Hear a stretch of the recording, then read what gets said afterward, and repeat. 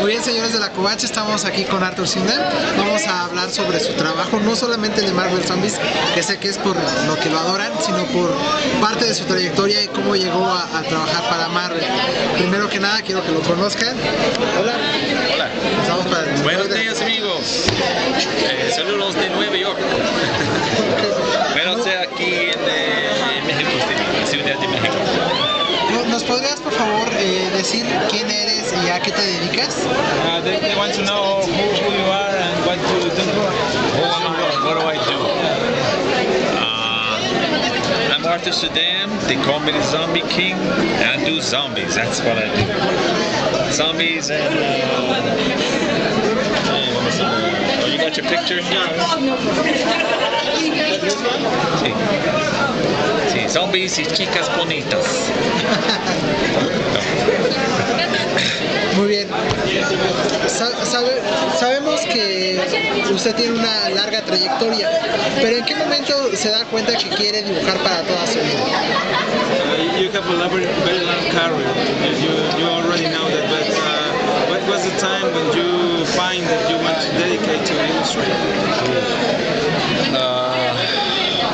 Okay, that's a two-part question, two-part answer. I always wanted to be an illustrator, starting at age probably 4 or age 5. But my mother particularly was telling me my whole life, no one pays people to draw, no one pays people to paint. You're never going to be able to make a living. You're going to have to find something else. So I almost went to work for General Motors.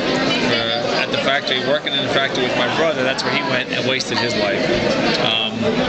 But it's kind of a situation where the more you going to translate? You saying? Okay. No. They're going to put subtitles. Oh, okay. Where the more she tried to tell me that she didn't think I could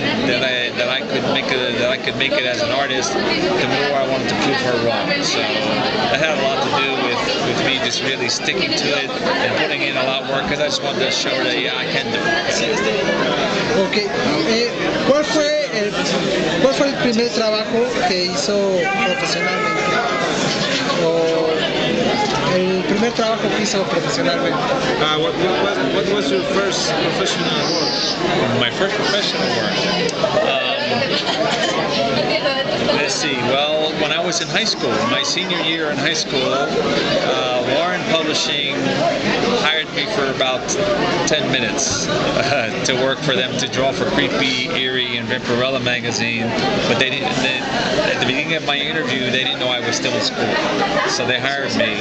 And at the end of the interview, I told them, he said, well, I'm going to give you a job. I said, well, I'm still in school. So he said, okay, come back at the end of the year, next year, when you're done with your school and you graduate and you have a job waiting for you here.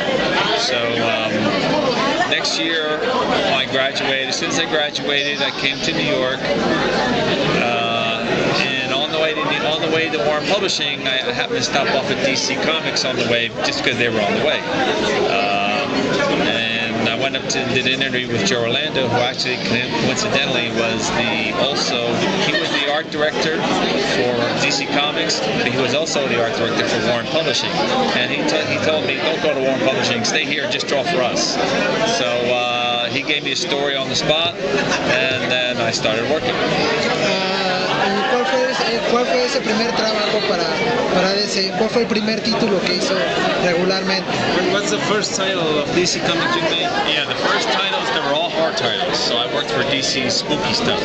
Joe Orlando was a big horror fan. As I said, he himself was an illustrator. He worked for EC Comics back in the 1950s. With Frank Rosetta, Bob Williamson, with Reach Brandol, with Angelo Torres, with basically the best comic drawers of all time, illustrators of all time. And he was a big horror fan, and the samples that I brought to him were horror. So the first title, so they had two anthology books that they were putting out at the time. One was called House of Secrets, and the other's called House of Mystery. So I started working for both of those two comic titles, doing horror short stories. De estos artistas que usted conoció en ese momento, de todos los que ha visto, ¿qué es lo que aprendió en ese momento? What have you learned about all the artists you know at that time? professional artists? What you have learned about them? What have I learned from them? Yeah, From them? Okay. Well, the artists from, as I said, I wanted to go work for Warren Publishing because I'd seen it was a black and white magazine, horror magazine, and they had the best art, comic art ever that I've seen.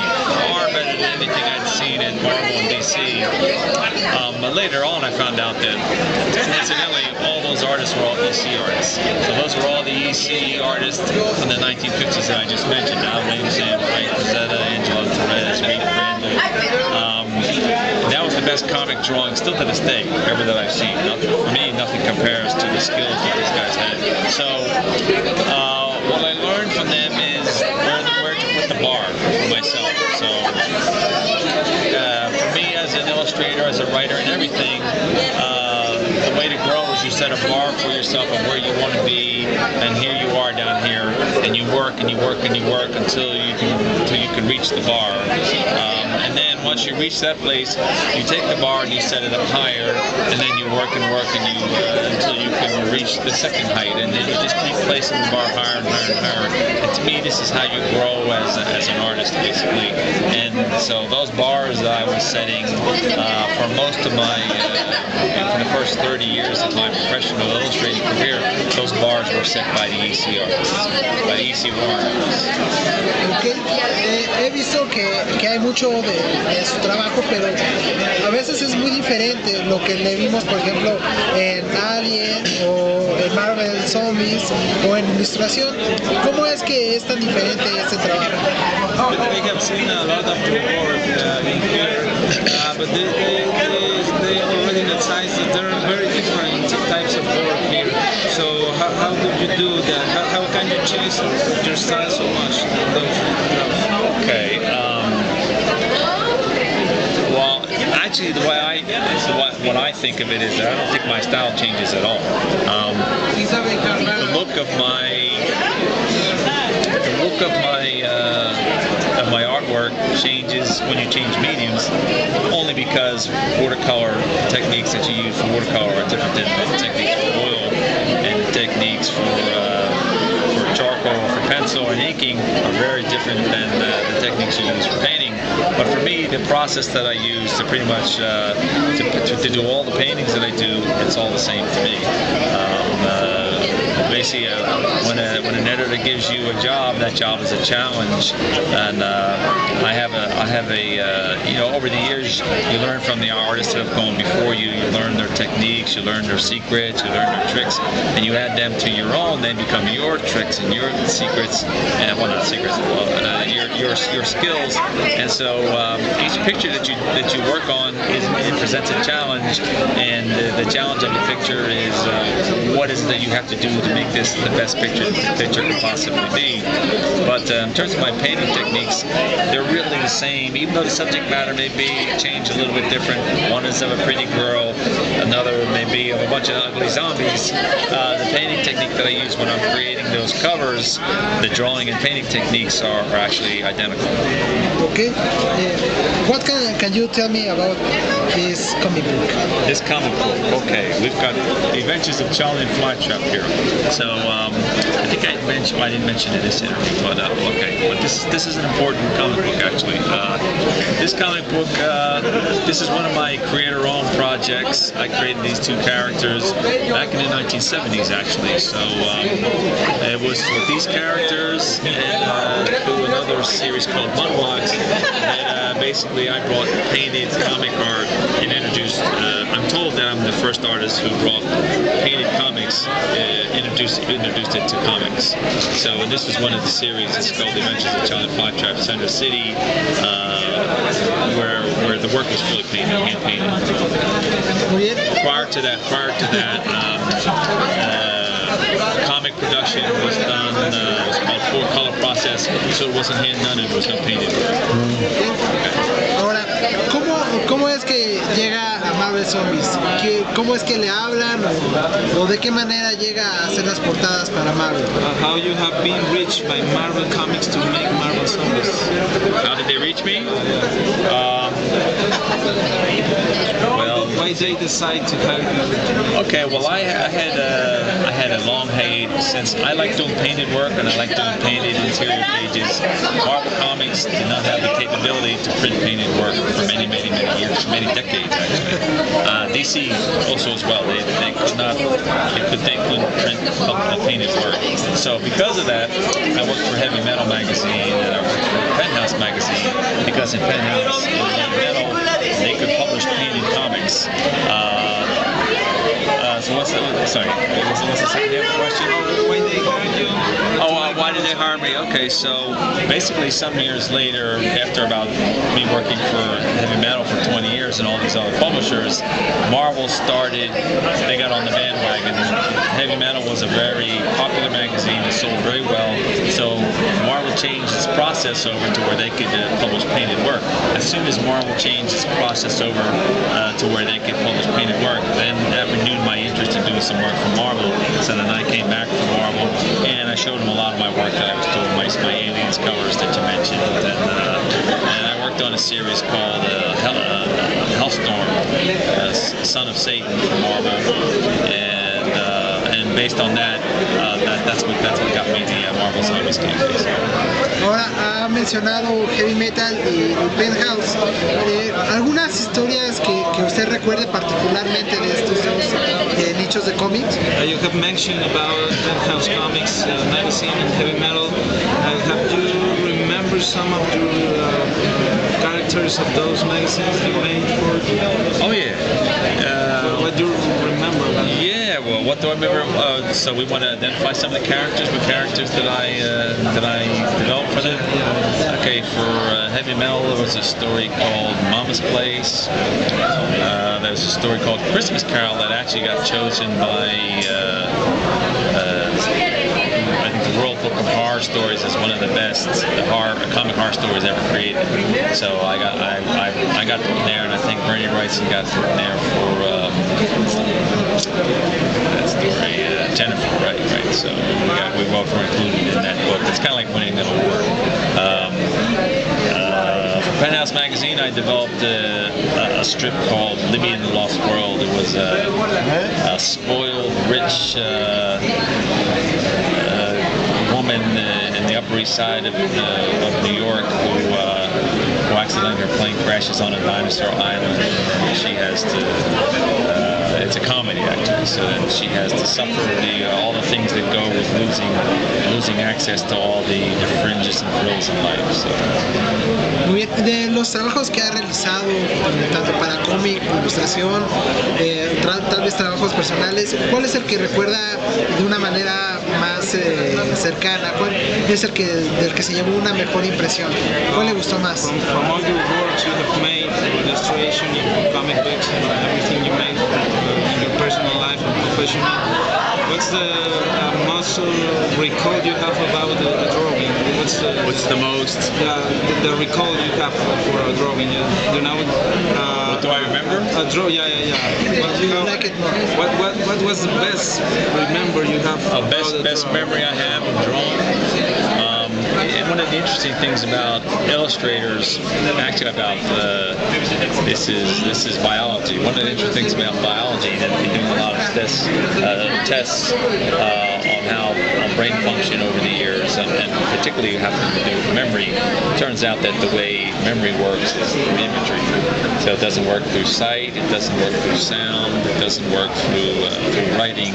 It works for the way the brain remembers things is it creates an index folder of actual images, and that's how the brain remembers. So one of the